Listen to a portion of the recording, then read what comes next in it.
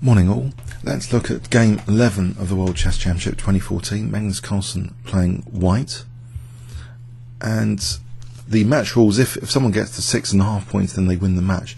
So if Magnus won this game, then he would win the match and there'll be no more games. Vishy needed to try and pull back a victory here to try and level the match. Only 2 games to go at the start of this game, so that's the context of this game. Magnus kept with his 1e4, which he had used in previous games with white. We see e5, as though Vishy is prepared to go into the Berlin again, the Berlin defense. And after knight f3, knight c6, bishop b5, we have the Berlin defense.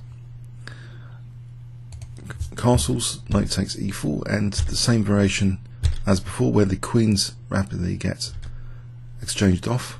This variation very, very popular and topical. So black has the dented pawn structure, white has potential 4 to 3 on the king side. Black has the bishop pair. There's a few imbalances in the position. We see the move h3 here. This is the third most popular move in live book. Usually knight c3 is played, but h3 is also very popular.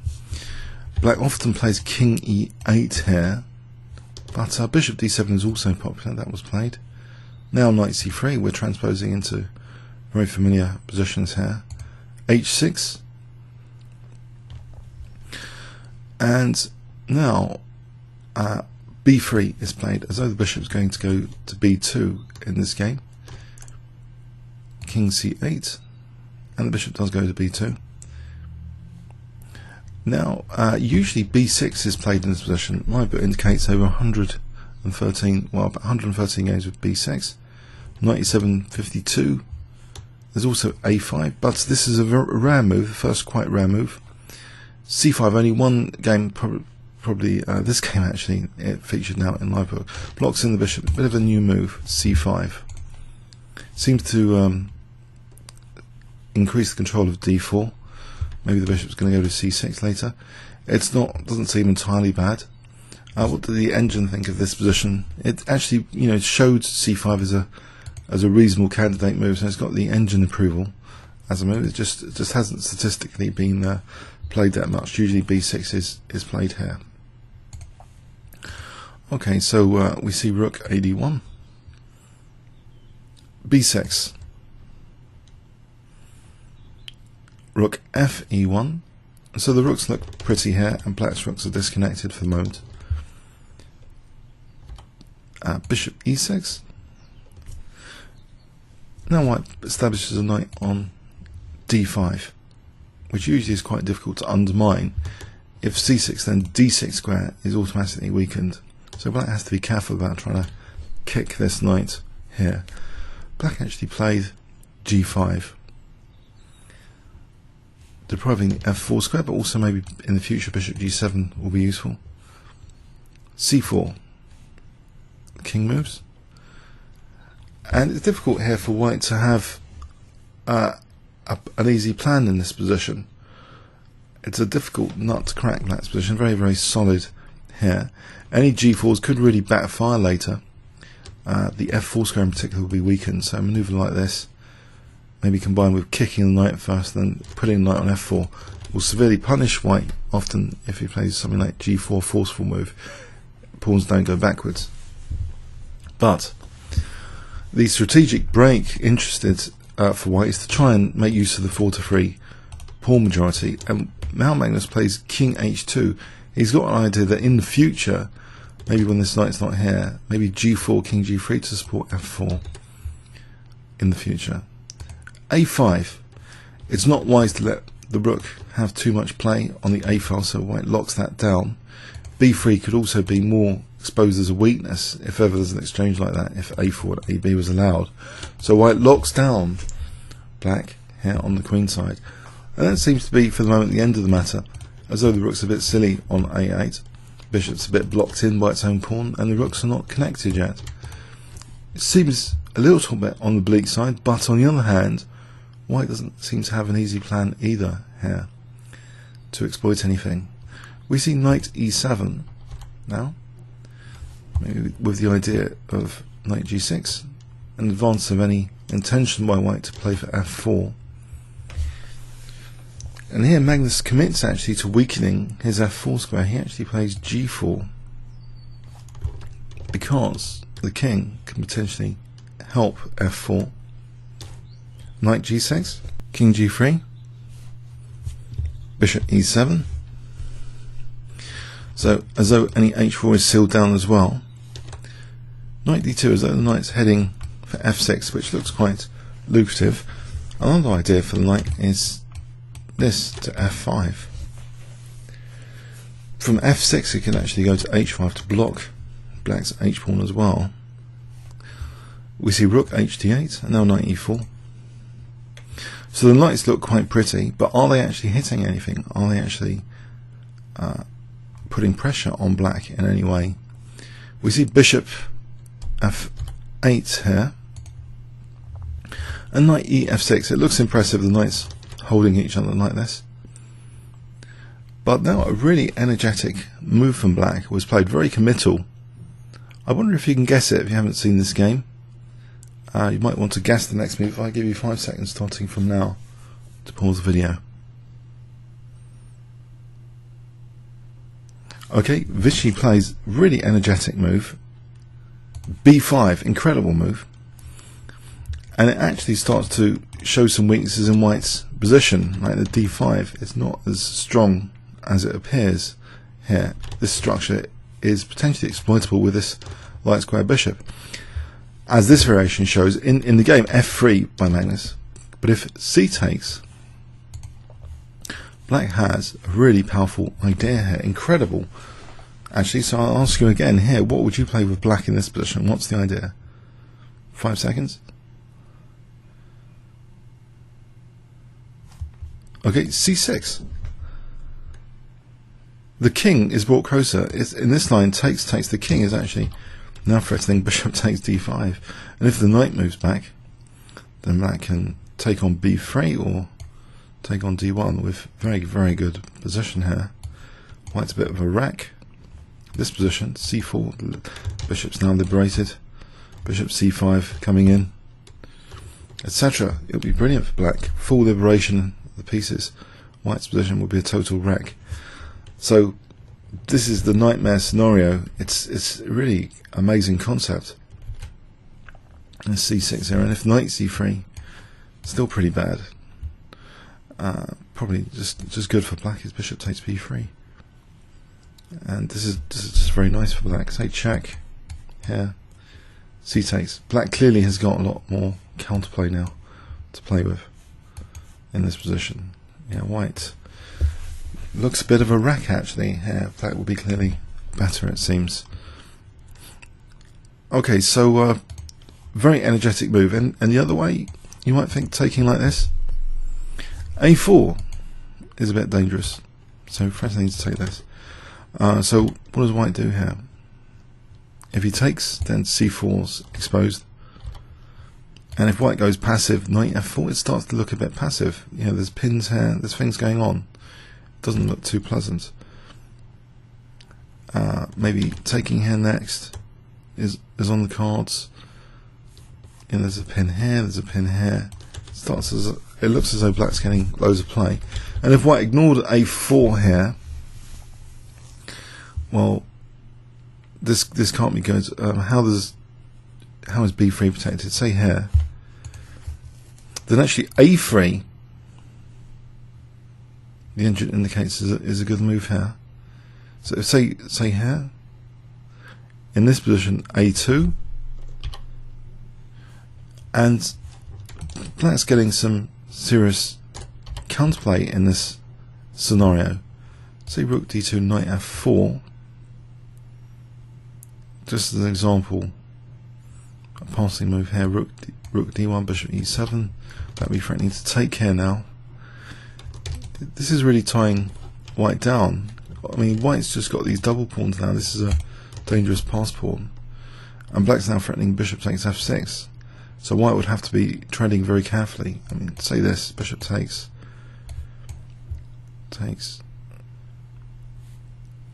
and after rook a3, pressure is mounting here. Quite severely. There's actually a lot of tactics like this for knight e2 check. There's lots of tactics in the position once black gets to this position. But getting a pawn to a2 for white's double pawns is a good deal here. It's actually it's very, very interesting for black, this sort of scenario. So Magnus avoided this scenario as well. His passing move, his ignoring move played was bishop c3. He avoided all of this stuff. So he doesn't really want to liberate black's pieces at all. He wants to keep that stronghold on d5. So bishop c3, also targeting a5 of course. Trying to keep a rook tied down to a5. Vishy takes on a4 here. I think this is an interesting move, but also c6. Engines like c6 here. This position looks as though black's doing really quite well. There seems to be some play here for black. Nice f4 square, pressure on white's queen side. Doesn't look as though black's in too much difficulty here. So it was a great position, but yeah, some tension is resolved with b takes a4. It also fixes a5 in a way.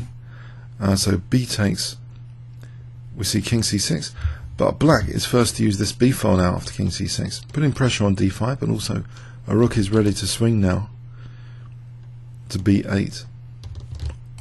Probably this rook, because this rook's tied down, so this rook's got some swinging squares, either an exchange sack idea or coming to b3. We see king f3, rook db8. So yeah, black got a little bit, Vishy has created a little bit of counterplay with black, and Magnus is moving his king to support the centre. He's having to support his centre, so the bishop's not totally the only one responsible for e5. It's a bit freer now. And it's holding d5 as well, so it is a magnificent king march to the centre here. This king e4 manoeuvre. Quite incredible. Magnus is holding his position quite well now for d5 and e5 in the circumstances. A great manoeuvre to try and hold things together. But technically black is better here. The Stockfish engine, renowned Stockfish engine, is giving black at plus 0.36, less than half a pawn, but still. And the recommended move here is rook b3. This is the engine move. And if you want to see an example continuation, rook e3, king b7, maybe with the idea of c6 to kick this pesky knight away. Bishop d2, rook b2. There's a bit of play here to deal with. And in this scenario, it looks as though, yeah, black has really achieved quite a lot from the opening, and the king might be shaky on e4 even. So this looks like a great way to play the position, for example. So, but in the game, a more committal path was chosen. I mean, this position looks extremely scary for white. If we just follow this through a bit more, white has to play very tactically here to survive. And the thing is about it, there's opposite colour bishop scenarios. That's one thing about it, which maybe was a slight concern to Vishy in these scenarios.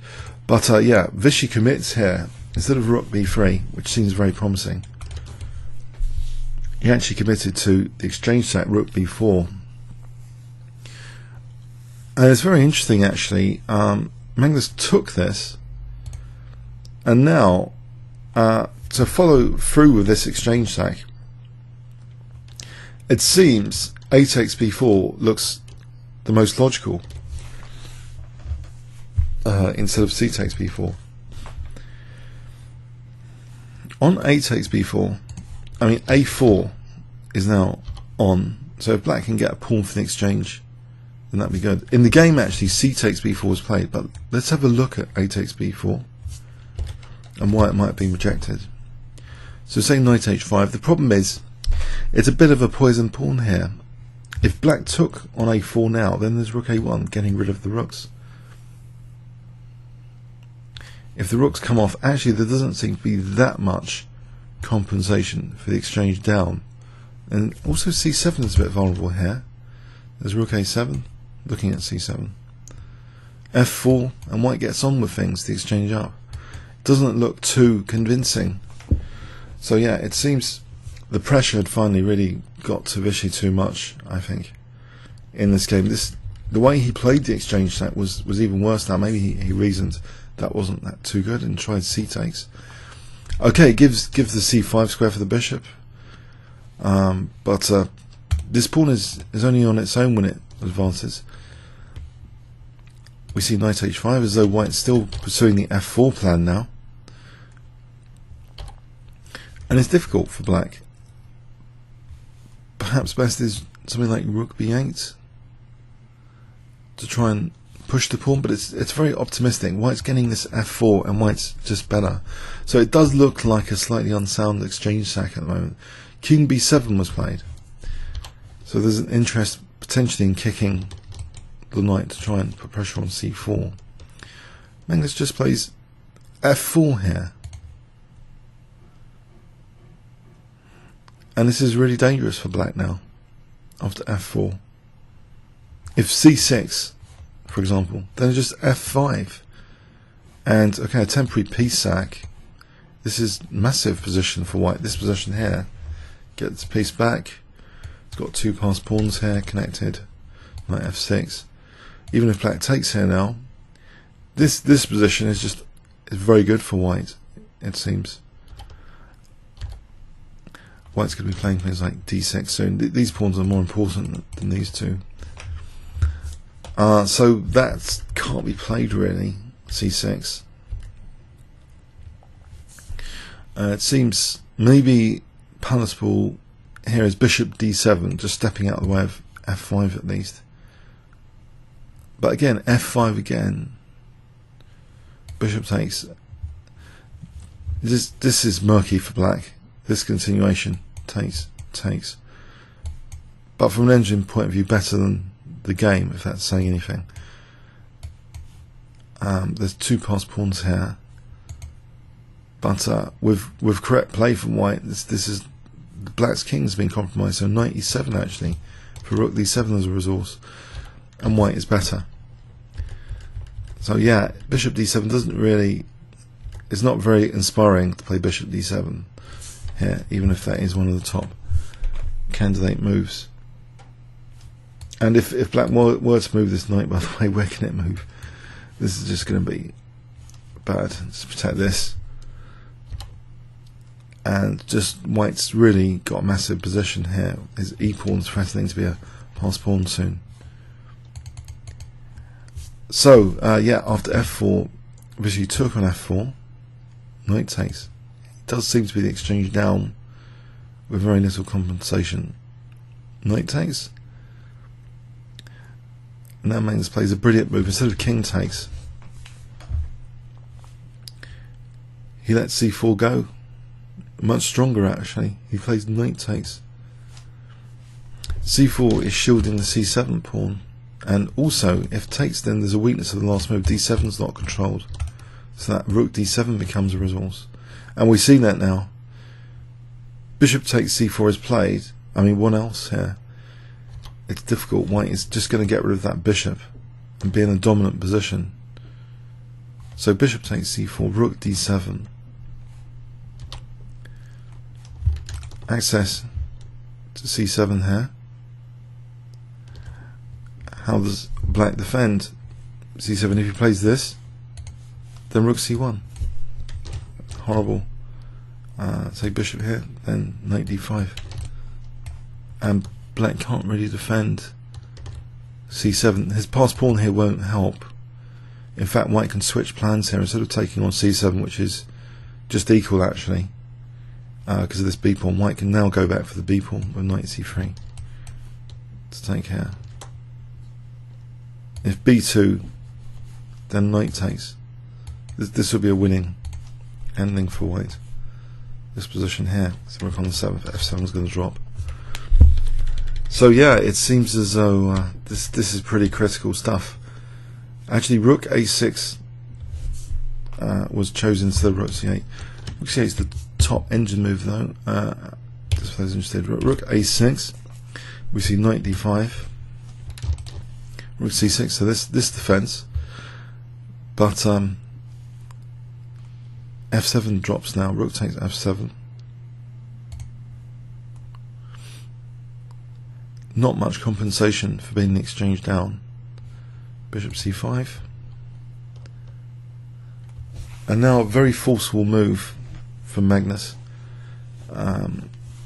So not giving black too many options now. Can you guess what white plays if I give you 5 seconds to pause the video here?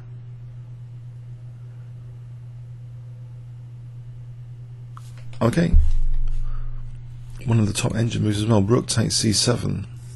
So it gets rid of the rook. Now if black takes here, then it's really bad. If Vishy took, he didn't actually, he played king c6. If he takes this, temporarily material up it seems, about rook c1, skewering the bishops. And there's not enough time for b3. Rook takes c4 because there's this check,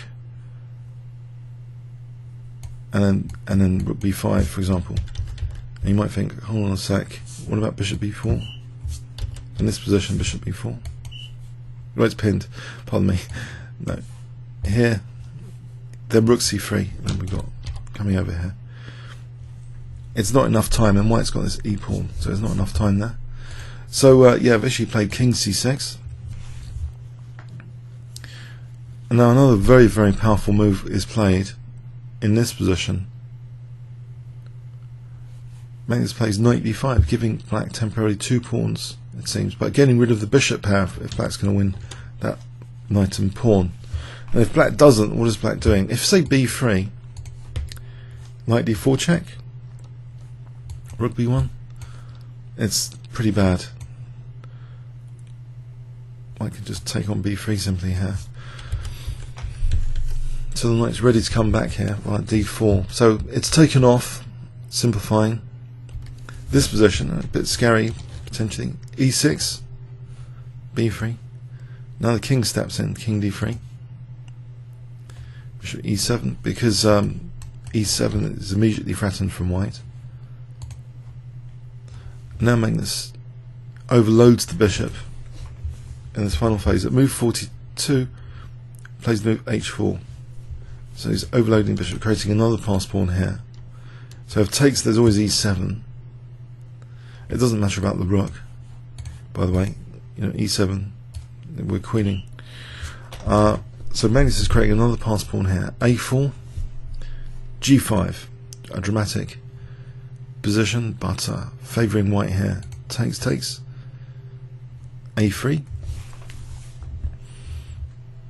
and the king stops the pawns now. There's 2 ways to really win here. Magnus chose one of the 2 major winning moves. He plays king c3. The pawns are not going anywhere. It doesn't matter about losing the rook. You know, black resigned here. If check, we just take here. If takes, e7, queening. If a2, does king takes, simple enough. And taking this one. So yeah, this is also winning. g6. Seems a3, king c3. Looks a bit scary, but it doesn't matter. The bishop's overloaded, so it doesn't matter about this check because these pawns are always winning here. e7 winning. So yeah, it's an overloaded position. Exchange down. The bishop can't do anything here after king c3, and so Magnus now won this game and the World Chess Championship 2014 with this game, and is world champion for 2 years. It's not going to be held next year, the World Chess Championship. So yes, it seems Vishy was on the verge of maybe getting a very good position in this game, but yeah, I think pressure got too much. He had a great concept with b5 at the critical moments when there was a potential for rook b3 to put more pressure. Instead, it's very committal to sacrifice the exchange. He played a very committal exchange sack, which didn't have too much compensation, it seems, by the evidence of the game. But yeah, it was a great match though overall, and credit to Vishy for qualifying to rematch Magnus Carlsen and giving him a very good match indeed, very high quality from both players throughout the match. The dramatic game of the double blunder was the only real game where both players blundered one after the other. So I guess if you're not expecting gifts, then you don't see them. So apart from that particular game, which was very dramatic and great fun for the spectators, yeah, the match was extremely high quality, and a credit to both players. Okay, I hope you enjoyed my match coverage this year, and also the live streams. Quite exhausting, several hours some of the games, but I really enjoyed it, and I hope you did. Comments or questions on YouTube. Thanks very much.